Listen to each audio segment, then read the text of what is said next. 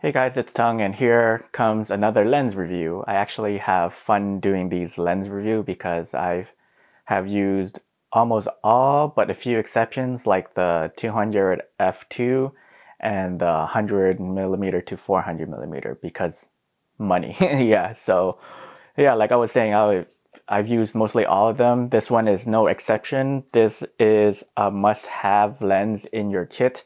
And if you're going to be around doing documenting stuff, I definitely use this a lot during my travels.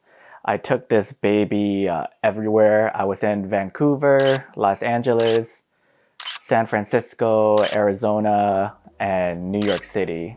I've used and abused this lens all the way from to the West Coast back to the East Coast, and I can finally talk about it because now I have this YouTube channel. So let's get started.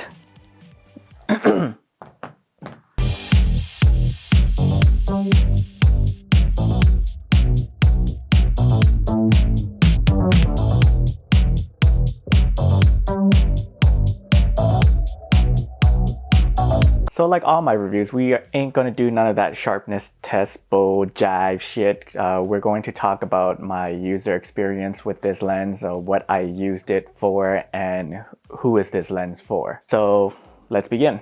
The 16 f1.4 is a full frame equivalent to a 24mm. This is quite a chunky lens compared to the f2 Fuji lenses. It has a manual focus clutch, which is pretty cool, but sometimes annoying, but we'll get to that later. It is weather resistant, which is, again, I do appreciate because I take this when I go traveling, so the weather resistance is quite clutch. This lens has been everywhere: the desert with heat, and sand, near the beach where there were ocean water and sand, and in the cold where there's cold temperature and rain. So I put it through its paces respectfully, as you can see through these photos I've taken, and it held up great. This thing is built like a small compact tank. So thanks Fuji for consistently building durable lenses. Let's get into the image quality. I love it. It is amazing. Sharp, wide open. You are going to get your money's worth with the 16mm f1.4. I just love taking this thing everywhere I went. During this time, I had to shoot some vape products for this vape brand called Illusions Vapor. I was given their new product, their new juice bottles, and I had to carry it around with me. The client gave me the task of shooting whatever I want, but do it with an interesting backdrop. I thought, okay, we are going to do this guerrilla style since I don't have any fancy lights or a studio space with many colored backdrops. I'm just going to use the city of Toronto as a backdrop.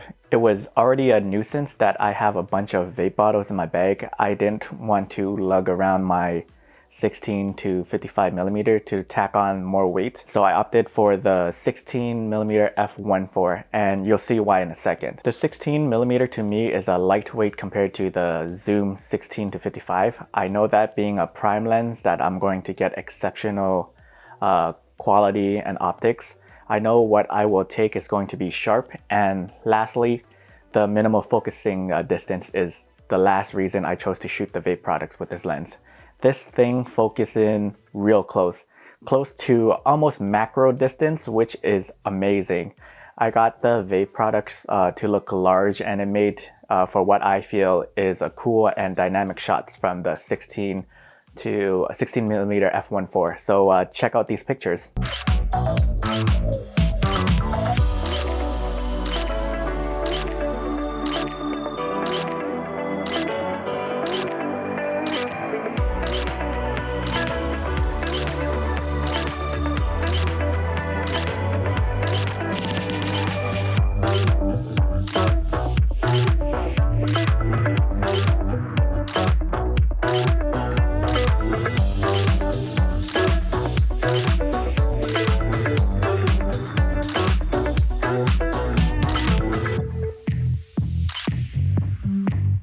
I would also like to mention that this lens is great for environmental portraits. I sometimes feel that the 23mm isn't wide enough to capture the background and the 14mm is too wide. This 16mm focal length sits right in the middle of it, and I feel that it's just right. And with the close focusing distance, I can get in closer if I want a tight portrait. This was my go-to lens during my travel. It just made sense to me. Going to New York City, seeing the concrete jungle, I didn't want to bring anything cumbersome as I was exploring the city, being a tourist. And because of its form factor and its wide angle, you can really get some cool, interesting, dynamic shots with this lens. You can go real low and get something different than just shooting it on straight. And the 16 was just right to capture the city.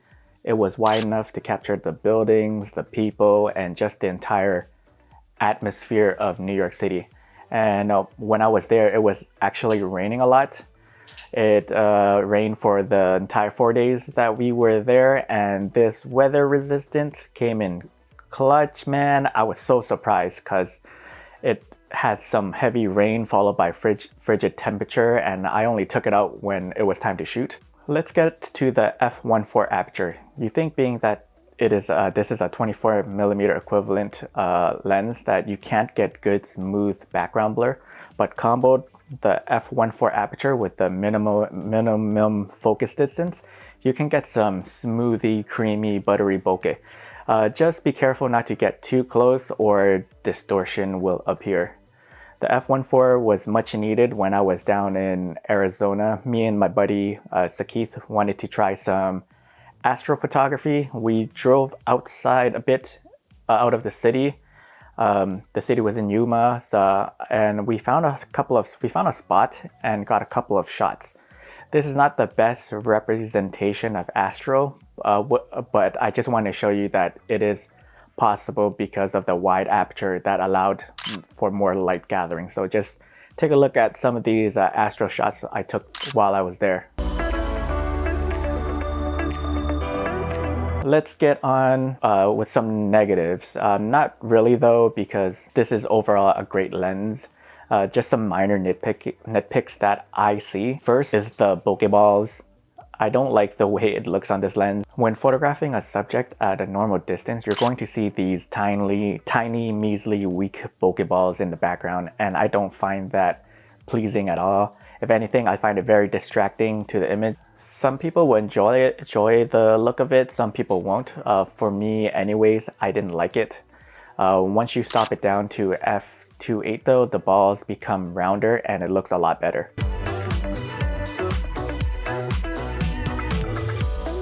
Second negative thing is the color fringing. If you're a pixel peeper, you're going to see some color fringing. This shot of me and Hillary with these Christmas lights just dangling, I just see a lot of fringing, and this could be distracting to some. I don't really let this bother me as I am just documenting my life in this moment, so it doesn't bother me as much, but for some people it might, so I just have to point that out there. But you can fix some of these color fringing in post. Third, the autofocusing is loud and slow. If you're doing video with this lens, I just hope it's B-roll. I'm always going to compare focusing speed to the f2 lenses from Fuji just because they are silent, quick, and snappy. This lens reminds me of the 56mm F1.2 with some of its loud, sort of mechanical grinding. Don't get me wrong, it's definitely quicker than the 56mm, so it's not that slow. I just find that this lens is somewhere down the middle in between the f2 and the 56. The price and weight. This lens is about 1,300 Canadian dollars, which makes you reconsider your options. There is the 16mm f2.8, and that's around 500 CAD, making it the reasonable option. It also has weather resistance and its focusing speed is better. It is lighter as well. The only thing you're going to lose out on is image quality and that extra stops of light gathering from the f1.4. So that's something to think about before purchasing this lens. Lastly, I would like to touch on the aperture ring. It's kind of loose. I wish it was a bit stiffer. I just remember every time I would put it in the bag and take it out and turn on my camera, the aperture would sometimes not be at its last position, which I find a bit annoying. Same goes for the focusing clutch. whenever I put it back inside and it gets shuffled around around the bag, sometimes the focusing clutch gets moved, and once I start shooting, I freak out because I'm just wondering why my autofocusing doesn't work, and it gives me like a mild heart attack. I start like freaking out for a couple of minutes, confused, until I realized that this damn focus clutch was knocked.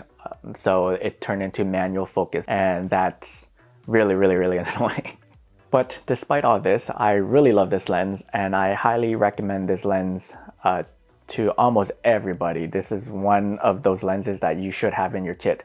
Image quality is top notch. If you're someone who travels a lot, I highly recommend this lens. The size of this lens combined with its f1.4 aperture makes this an interesting lens for travel influencers, travel photographers, lifestyle influencers, people who shoot in low light. I guess you can say all content creators.